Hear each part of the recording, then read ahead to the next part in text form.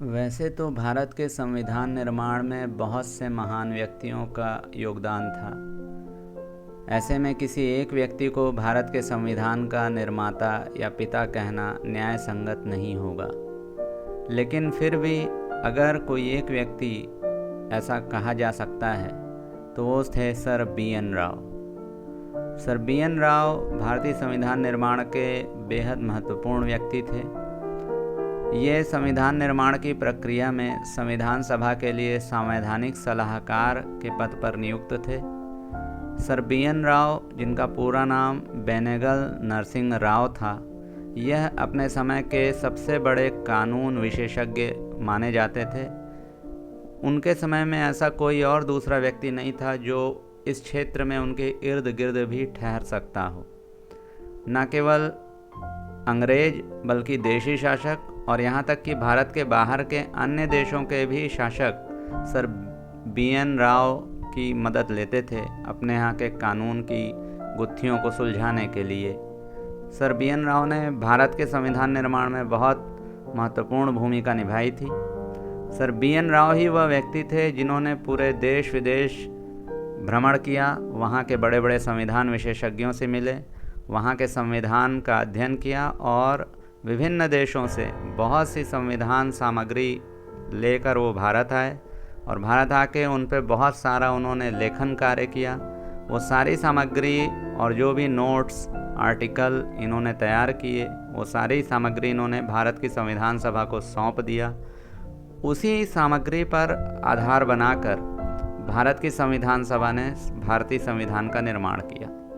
यहाँ तक कि सर बी.एन. राव ही वह व्यक्ति थे जिन्होंने सर्वप्रथम एक पहला प्रारूप संविधान बनाया जिसे ड्राफ्ट कॉन्स्टिट्यूशन कहा जाता है, और इसी ड्राफ्ट कॉन्स्टिट्यूशन पे ही काम करके भारत की संविधान सभा और प्रारूप समिति, जिसके डॉक्टर अंबेडकर अध्यक्ष थे, इन्होंने बी.एन. राव के बनाए ड्राफ्ट कॉन्स्टिट्यूशन पे ही काम किया और भारत का एक फाइनल संविधान बनाया।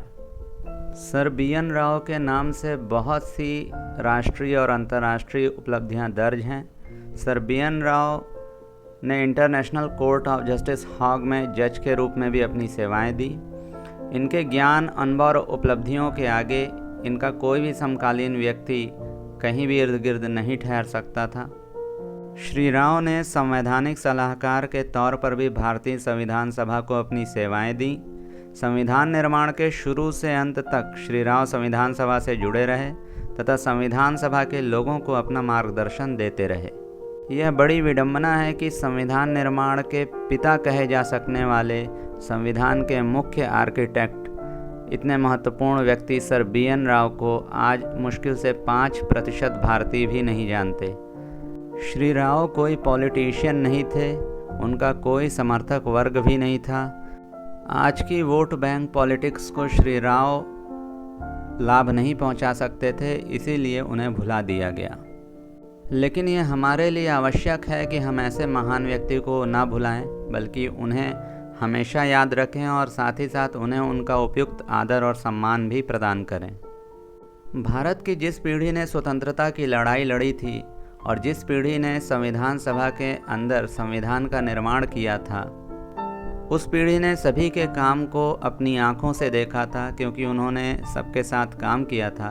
वह लोग किसी भी एक व्यक्ति को संविधान का पिता या निर्माता नहीं कहते थे, क्योंकि उन्होंने सभी के योगदान को बराबर देखा था। वो जानते थे कि संविधान निर्माण का काम कितना विशाल था और इसमें किसी एक दो व्यक्तियों का नहीं बल्कि कई महत्वपूर्ण लोगों का योगदान था। अतः वह पीढ़ी जिसने संविधान का निर्माण किया था वह सभी के कार्यों को महत्व देती थी। लेकिन जैसे ही वह पीढ़ी गुजर गई और नई पीढ़ी आई तो नई पीढ़ी के दिमाग में अनावश्यक रूप से ये भरा जाना लगा कि एक ही व्यक्ति संविधान का निर्माता या पिता है, क्योंकि इससे वोट बैंक की राजनीति की तुष्टि होती थी। हम संविधान बनाने वाली पीढ़ी के शब्दों में ही यह जानते हैं कि सर बी.एन. राव का संविधान निर्माण में कितना ज़्यादा योगदान था।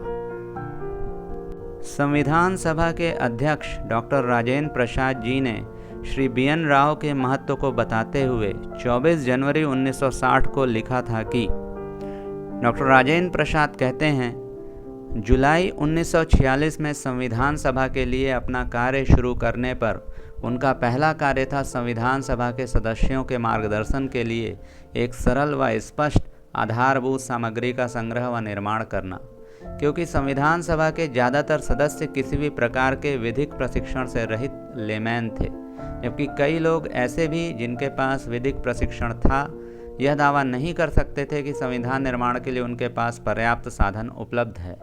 श्री राव ने संविधान के विविध पहलुओं का तथा कई देशों के संविधानों के ध्यानपूर्वक अध्ययन पर आधारित कई ब्रोशर, पेपर व नोट तैयार करके संविधान सभा सदस्यों के कार्यों को बहुत बड़े पैमाने पर हल्का कर दिया।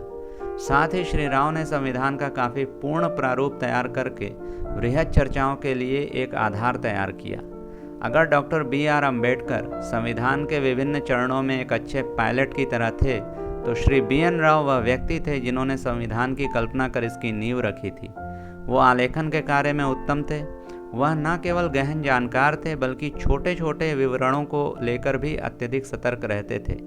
जिन भी समस्याओं को उन्होंने संभाला, पूरा ध्यान देकर उनके दोषों को दूर किया। संविधान सभा में जैसी सेवा उन्होंने दी उसकी अत्यधिक प्रशंसा भारत के बाहर भी की गई। इसीलिए बर्मा के संविधान का ढांचा तैयार करने का श्रेय भी काफ़ी हद तक श्री राव को ही जाता है। उनके यही गुण जिनके कारण भारत की संविधान सभा संविधान निर्माण जैसे जटिल कार्य को 3 वर्ष से कम समय में पूरा कर सकी थी। बाद में संयुक्त राष्ट्र में भी काम आए, जहां उनके मशवरों को अत्यधिक मूल्यवान व सम्मानित समझा गया। जब भी भारत का संवैधानिक इतिहास लिखा जाएगा तो श्री B.N. राव उसमें एक महत्वपूर्ण स्थान रखेंगे। डॉक्टर राजेंद्र प्रसाद आगे कहते हैं कि संविधान सभा में जिन दिग्गजों ने संविधान निर्माण के अत्यधिक जटिल कार्य में अपना योगदान दिया था, उनमें श्री राव अपने पांडित्य, निर्लिप्तता व सतत लगनशीलता के कारण एक विशिष्ट स्थान रखते हैं। मैं इस पुस्तक को जनता को सौंपते हुए अत्यधिक प्रसन्नता का अनुभव कर रहा हूँ और मैं इसे एक ऋण के भार को उतारने के जैसा देखता हूँ, जो कि भारत के संविधान निर्माण जैसे अति राष्ट्रीय महत्व के कार्य में शामिल एक मित्र, मार्गदर्शक व दार्शनिक की याद के रूप में चढ़ा है। 1960 के अपने इस भाषण में डॉक्टर राजेंद्र प्रसाद भारत के संविधान के मुख्य आर्किटेक्ट सर B.N. राव के महत्व को बता रहे हैं। भारत की संविधान सभा के एक अन्य सदस्य B. शिवा राव जी थे, जिन्होंने संविधान निर्माण पर प्रामाणिक पुस्तकों का लेखन भी किया है। इनकी पुस्तकें 6 वॉल्यूम में प्रकाशित हुई हैं। यह संवैधानिक सलाहकार श्री B.N. राव के लिए लिखते हैं। श्री B. शिवा राव कहते हैं कि श्री B.N. राव अपनी जिस उपलब्धि की वजह से भारत की भावी पीढ़ियों द्वारा याद रखे जाएंगे, वह है भारत के संविधान के मुख्य आर्किटेक्ट के रूप में। उनका संवैधानिक कानून का विशाल ज्ञान व विभिन्न देशों में उनके अभ्यास तथा उनके स्पष्ट व सटीक विवरण करने के गुण ने भारत की संवैधानिक सभा को संविधान निर्माण जैसे दुरूह कार्य को 3 वर्ष से भी कम समय में पूरा करने में मदद की। भारत की संविधान सभा द्वारा श्री राव को अमेरिका, कनाडा, ब्रिटेन व आयरलैंड जैसे देशों में वहाँ के प्रमुख संविधान विशेषज्ञों से मिलने के लिए भेजा गया था। यह वह पीढ़ी थी जिसके साथ अम्बेडकर ने संविधान सभा में काम किया था। संविधान के मुख्य आर्किटेक्ट या संविधान निर्माता के रूप में वे अम्बेडकर को नहीं देखते थे। इन लोगों ने सभी का कार्य अपनी आंखों के सामने देखा था, अतः वह हर व्यक्ति का उचित मूल्य जानते थे। भारत की संविधान सभा संविधान निर्माण के कार्य में B.N. राव का महत्व जानती थी। श्री राव ने कितने ही महत्वपूर्ण दस्तावेज तैयार करके भारत की संविधान सभा को दिए, जिससे सभा का कार्य आसान बना। लेकिन यह विडंबना ही कही जाएगी कि आज श्री B.N. राव का नाम भी मुश्किल से 5% लोग ही जानते हैं, जबकि अम्बेडकर के नाम की ब्रांडिंग करके संविधान निर्माता के रूप में बच्चे बच्चे के मुख पर अम्बेडकर का नाम चढ़ाने के प्रयास जारी हैं। श्री राव न केवल देशज लोगों के बल्कि विदेशी विधि विद्वानों के समक्ष भी एक महान कानून विशेषज्ञ के रूप में जाने जाते थे। अमेरिका में सुप्रीम कोर्ट के न्यायाधीश जस्टिस फेलिक्स फ्रैंकफर्टर श्री राव के संबंध में भारतीय विदेश मंत्रालय के सेक्रेटरी जनरल सर गिरजा शंकर वाजपेयी को कहते हैं कि अगर अमेरिका के राष्ट्रपति मुझसे अमेरिकन सुप्रीम कोर्ट के लिए किसी न्यायाधीश का नाम मांगें तो B.N. राव मेरी सूची में प्रथम होंगे। श्री राव जब अपने अंतिम दिनों में स्विट्जरलैंड के ज्यूरिख अस्पताल में कैंसर का इलाज करवा रहे थे, तब उनसे मिलने के लिए पाकिस्तान के गवर्नर जनरल गुलाम मोहम्मद आए तो उन्होंने श्री राव से कहा कि आइए और कराची में मेरे मेहमान बनिए, हम आपकी देखभाल करेंगे, हमारे पाकिस्तान में आपके जैसा दूसरा कोई नहीं है। केवल भारत के संविधान निर्माण के परिप्रेक्ष्य में ही अगर चर्चा की जाए तो यही कहना सही होगा कि भारत के लोगों ने श्री राव के रूप में संविधान के पिता तुल्य एक अति महत्वपूर्ण व्यक्ति को भुला दिया है एवं अपनी अज्ञानता में श्री राव के हिस्से के सम्मान को अंबेडकर के ऊपर आरोपित होने दिया। संविधान सभा के अध्यक्ष डॉक्टर राजेंद्र प्रसाद जी ने संविधान सभा में दिए इस भाषण में संविधान निर्माण की प्रक्रिया का सारांश बताते हुए उपसंहार प्रस्तुत किया था। यहाँ पे भी डॉक्टर राजेंद्र प्रसाद ने सर BN राव के महत्व को रेखांकित किया है। डॉक्टर राजेंद्र प्रसाद कहते हैं कि संविधान सभा में संविधान निर्माण हेतु जिस प्रक्रिया के तहत कार्य किया उसके अनुसार सबसे पहले संविधान का कार्यक्षेत्र निश्चित किया गया। इसके उद्देश्य के बारे में सर्वप्रथम पंडित नेहरू ने एक प्रेरणास्पद भाषण में बताया था, जिसे हमारे संविधान की प्रस्तावना में स्वीकार कर लिया गया है।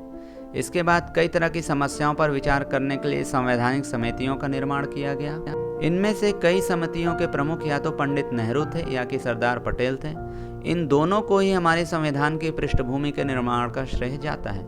मैं यही कहना चाहूँगा कि इन्होंने भारी उद्यमशीलता का परिचय दिया और रिपोर्टों को तैयार किया।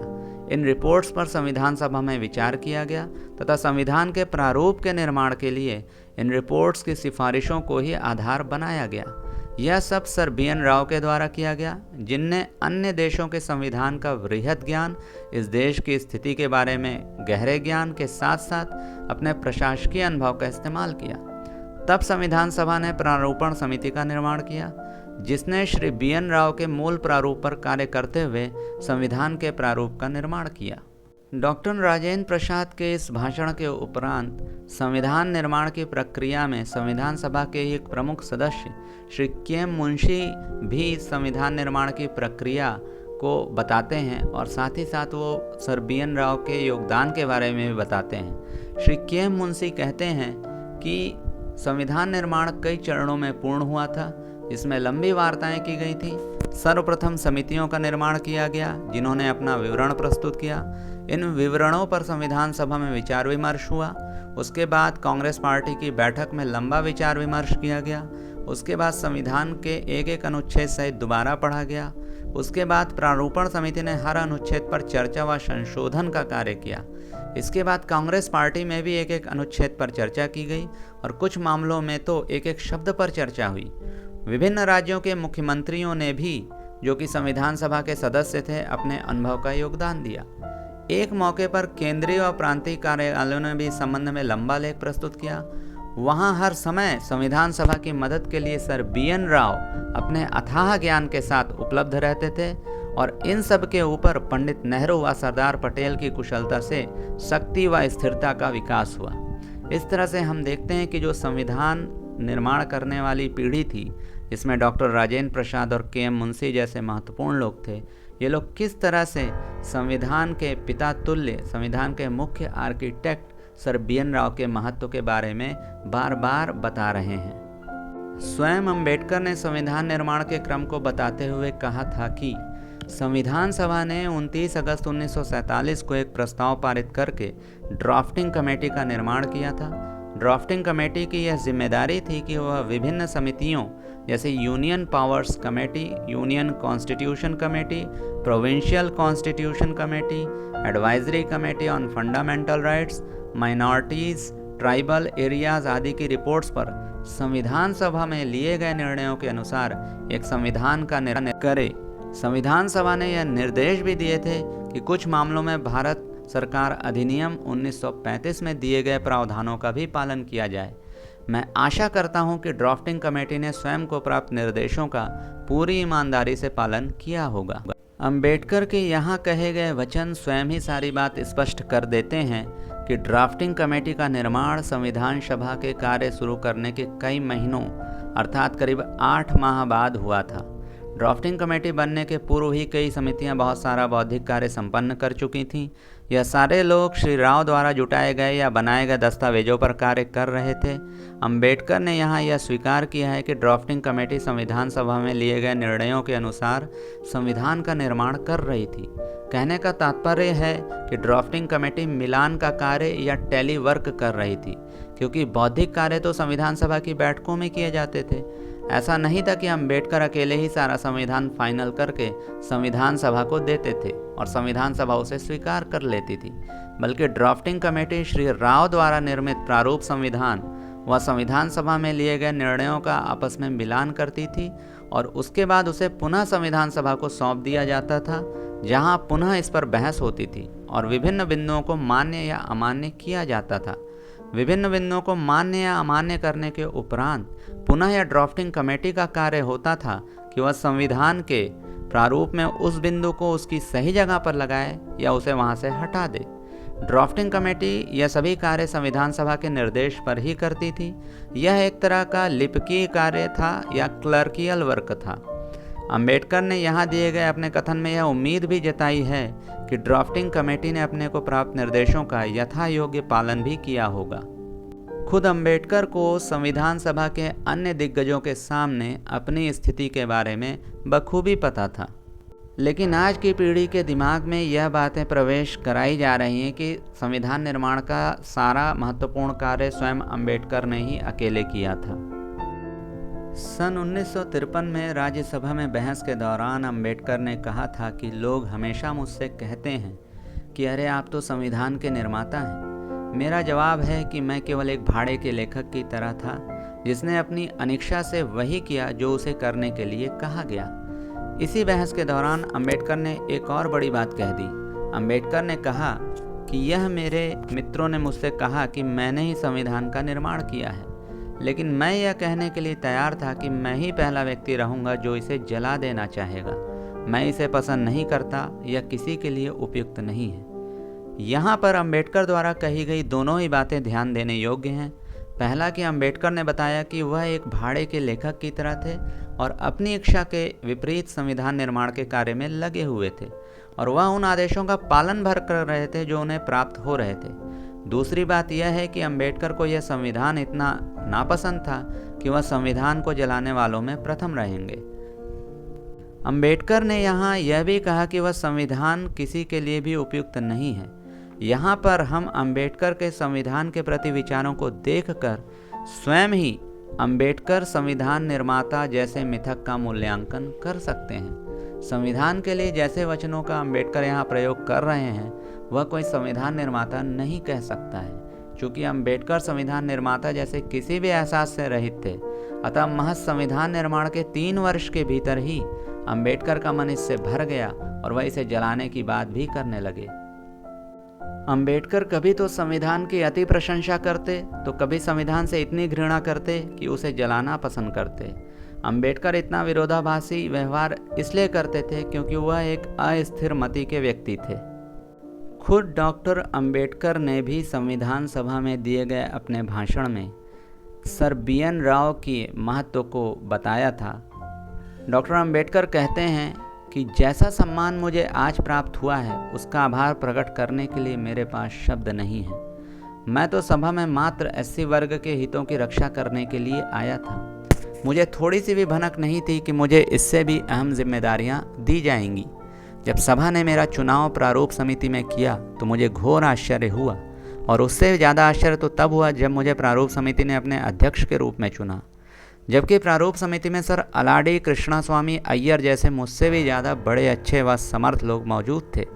जो सम्मान मुझे दिया गया है मैं उसका पात्र नहीं हूँ। इसके असली हकदार तो संवैधानिक सलाहकार सर BN राव हैं, जिन्होंने संविधान के एक मूल प्रारूप का निर्माण कर उसे विचार के लिए प्रारूप समिति को सौंपा। इस सम्मान के हकदार प्रारूप समिति के वो सदस्य भी हैं जो 141 दिन तक बैठकर संविधान के विभिन्न पक्षों पर विचार विमर्श व संशोधन करते रहे। इस सम्मान के एक बहुत बड़े हकदार संविधान के मुख्य लेखक श्री SN मुखर्जी भी हैं, जिन्होंने जटिल से जटिल प्रस्तावों को सरलतम रूप में प्रस्तुत किया। इनकी सहायता के बिना सभा को संविधान निर्माण में और लंबा वक्त लग सकता था। इस तरह से हम देखते हैं कि जिस पीढ़ी ने स्वतंत्रता की लड़ाई लड़ी थी और जिस पीढ़ी ने संविधान का निर्माण किया था, वह पीढ़ी, चाहे वह डॉक्टर राजेंद्र प्रसाद हों, के.एम. मुंशी हों या स्वयं डॉक्टर अंबेडकर ही हों, यह सभी लोग सर्बियन राव के महत्व को कितना अधिक जानते थे और संविधान निर्माण जैसे अति महत्वपूर्ण कार्य में उनके मुख्य आर्किटेक्ट के रूप में ही वह सर्बियन राव को देखते थे। आज की पीढ़ी के लिए भी यह आवश्यक है कि वह सर्बियन राव के बारे में अधिक से अधिक जाने और साथ ही उसके बारे में लोगों को बताए।